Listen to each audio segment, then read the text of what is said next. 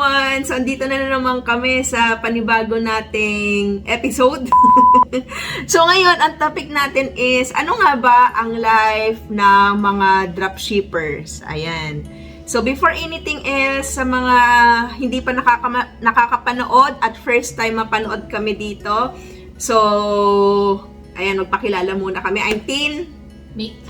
Ayan. So, we are nurses by profession. So, we turned, from our profession na nurses, so we turned a full-time, nag-full-time na kami sa pagiging dropshippers. So, ano nga bang dropshipping? Ayan. So, ipapakita natin what dropshipping is. Ayan. So, anyway, ano nga ba ang buhay ng mga dropshippers? So, ang buhay ng mga dropshippers is, ang dropshipping kasi is a business, no? So, when it comes sa business kasi, hawak mo yung oras mo. So, wala kang boss. Diba? Ikaw yung may hawak ng oras, may schedule mo. So, for you, ano yung life, no? Wait lang, mag-chilo. Aray ko. Ayan. So, wala lang. Yun. Di ba kapag nurse ka kasi is that papasok ka sa trabaho, may mga shift yan, morning, afternoon, and then evening. So, ganun naman, naranasan din namin mag-nurse nag-nurse ako sa Singapore noon, sa Saudi. Recently, nag-nurse din kami dun sa Germany for 3 years. So, just last year, we decided na mag full-time na mag-dropship na.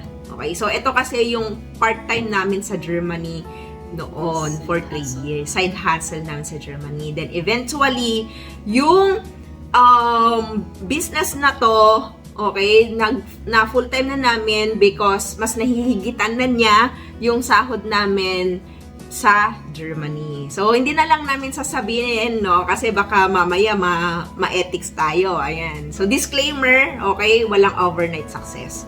Okay? So, for you, Mick, no? Ano yung life ng...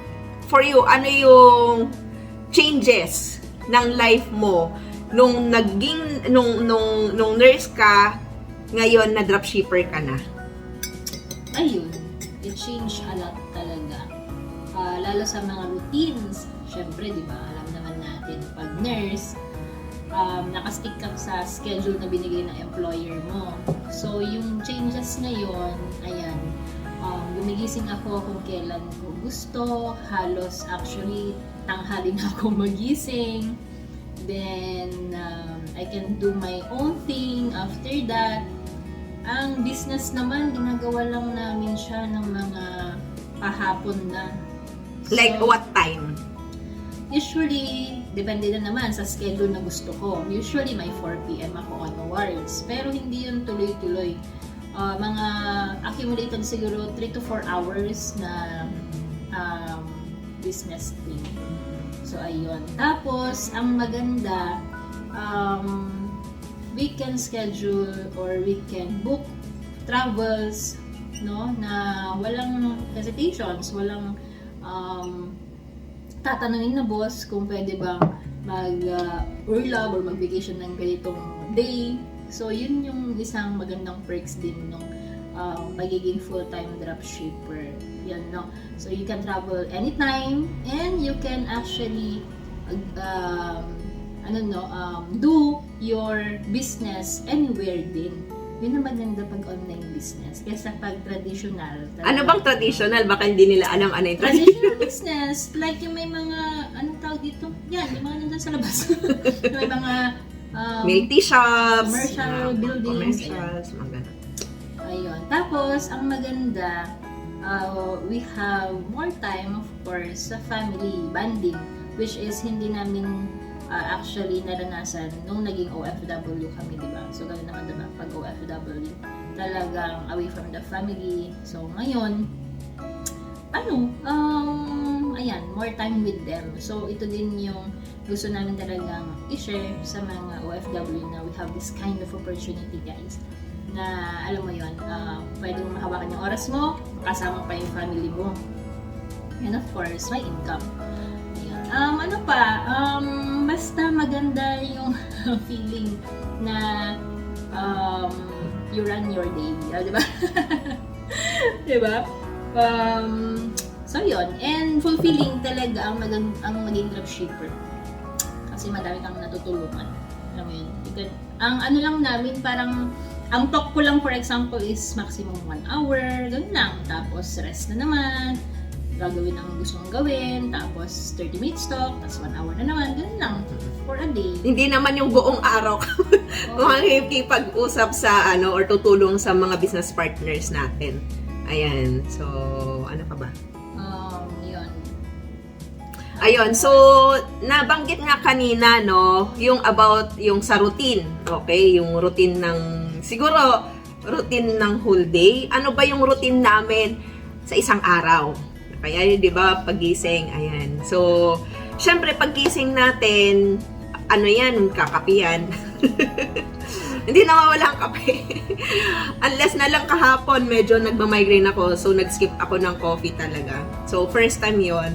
Pero, ayun lang. Ang routine namin talaga is that pagising, coffee yan. And then, chit-chat. Facebook, IG. Facebook, IG. Tapos, may mga mag-ano niyan kami. Nakaplan na din kasi yan. Though, syempre, alam mo yun, may mga goals din talaga kami every week. Okay, so, ayun, pagkatapos ng coffee, chit-chat, kain, tulog, ulit. I don't get us wrong syempre, yan, nag-i-start talaga yung namin, yung day namin, sa work, okay, sa business ng mga alas 4, alas 3, ganon. So, onwards na yon. Okay, kasi we are a catering din. So tinutulungan din namin yung mga dropshippers internationally. So imagine majority ng mga dropshippers na tinuturuan namin ngayon paano mag-dropship ng certain product, So usually ay majority nasa Germany yan. Okay, tapos nasa US. So, yung oras nila, magkaiba. Kaya, kami doon sa time nila. Kung ano yung tulog nila, parang ganun din yung namin. Yun. So, yung routine ng day, alas 4 yan, mga 4 onwards, trainings. Syempre, we are already coaches, So, yun, tinutulungan namin sila. Ayan. Hanggang hanggang alas 12 ng gabi onwards. Ganon. So, naman, hindi naman siya yung kasi we are used to it na, kasi 4 years na din namin tong ginagawa, okay, sa Germany noon. So, we are already, sanay na din talaga sa time at saka sa routines. Ayun. Ano pa ba? Go. Next year, we will be meeting our dropshippers in Europe. So, alam mo yun, yung parang babakasyon ka lang, tapos business on the side. So, yan. So, for sure yan, may mga na, paano kaya paano kaya makawala sa situation na ganito? Paano kaya makawala sa alam mo yun, kasi syempre, OFW kami, for how many years na din kaming OFW, right? Ikaw, how many years kang OFW? Okay, so more than 5 years ako, since nung ako, 20 years old ako, di ba? I'm already 35. Kauwi ko lang last year. So imagine nyo yun, ilang years yun, di ba? 14 years or 13 years. Oh. So, may mga ganitong ang dropshipping kasi is a business model din kasi, So, another type of business, hindi lang kasi kapag business kasi hindi lang yung mga nakikita natin diyan sa diyan sa tabi-tabi, 'di ba? Or diyan sa mga mall, hindi lang ganon. We have a lot of malaki ang industriya ng business.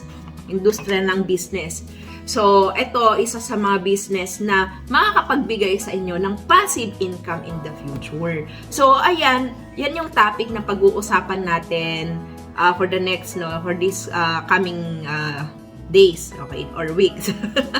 So depende yan. Kaya mag-subscribe kayo dito sa namin, sa channel namin, kasi we will teach you how, we will show you how, or we will sana ma-inspire kayo or ma-motivate kayo na somehow, 'di ba?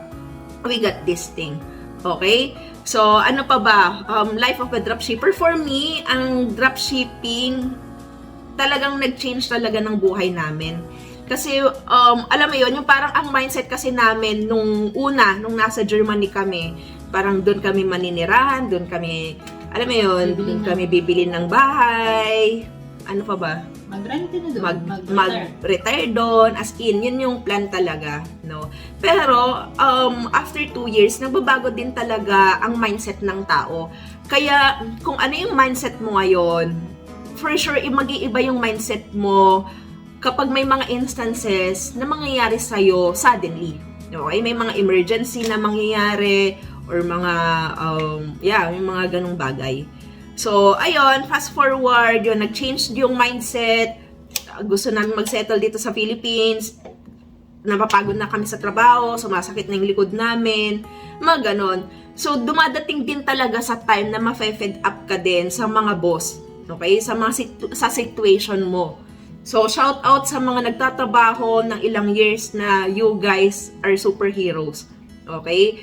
So, ayun, na talagang nag-change talaga yung mindset din namin na, hey, kailangan natin tong gawin, tong dropshipping na to.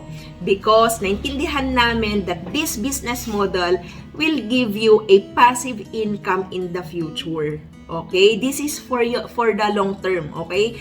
Ang employment kasi, once na nag-resign ka dyan, wala nang income yan. So, that is an active income. When it comes kasi dito sa business na to, will give you a passive income in the future. Okay? So, money will work for you. Money will work for you. So, naintindihan kasi din namin noon, no? So, ayan, and nag-change talaga na kaya nga nung time na nag-resign na kami sa trabaho sa Germany noon, and we went dun sa Switzerland, ayan, kung may makikita kayo sa mga videos natin, mayroon kaming vlog sa clips lang yon na dyan sa Switzerland. Okay, that time, wala na kaming boss. Wala na yung parang kinabukasan, ay magtatrabaho na naman ako, mga ganong pag-isip. So, wala na yung mga ganong bagay. And napaka-rewarding, napaka-emotional kasi, alam mo yun, yung parang naramdaman namin yung freedom. Na wala kaming boss. Okay, wala kaming boss. Ito yung feeling pala na pinaghirapan, nagsakripisyo ng 2 years, almost 2 years. So, nagbunga lahat yon. Kaya nga kapag nagbi-business kayo, yung mga nagbi-business dito, at wala pang resulta yung business nyo, i-push nyo lang yan. Kasi darating yung araw, nabubunga din. Okay? Nabubunga din yung business nyo. Don't give up easily. Wala man lang kayo makikita ngayon, wala pa kayong makikita ngayon, pero balang araw may makikita at makikita kayo. Okay? Proseso lahat yan. Ang business hindi yan madali. Pero pag once pinaghirapan mo yan, once naglaan ka talaga ng time, okay, bibigyan din niya kayo ng oras in the future.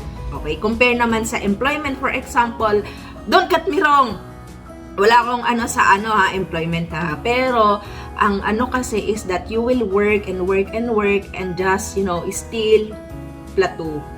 Ganon pa din yan. Okay? So, ayan naman. Ano pa ba yung life of a dropshipper?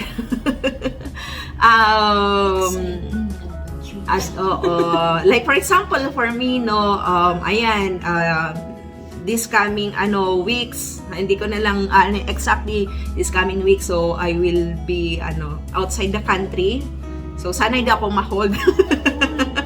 So ayan, lalabas ako ng bansa. So muna tayo? Muna tayo ng diyan muna tayo sa Zoom. Okay? So, ayun. And it's fun kasi madadala mo pa din yung, alam mo yon, yung online mo, di ba? Yung online business mo. At makakausap mo pa din yung mga natutulungan mo nationwide and international. Ayun. So, don't forget if you're a dropshipper and if you're into a business, any business naman, always remember that lahat ng bagay nakukuha yan sa tamang panahon. Kailangan mo lang maghintay. Okay? At ikaw, kapag naghihintay ka, darating yung araw that your life will be totally changed. Ayan. So, ayan lang naman for this topic, no? So, i-ano nyo, sa mga next na videos natin, i-ano natin kung anong pros and cons, di ba? Ano yung, yun, yung mga bagay-bagay na yun na pag-uusapan natin. Okay? So, thank you so much! Subscribe sa aming channel! Have a great day! Bye! Ciao!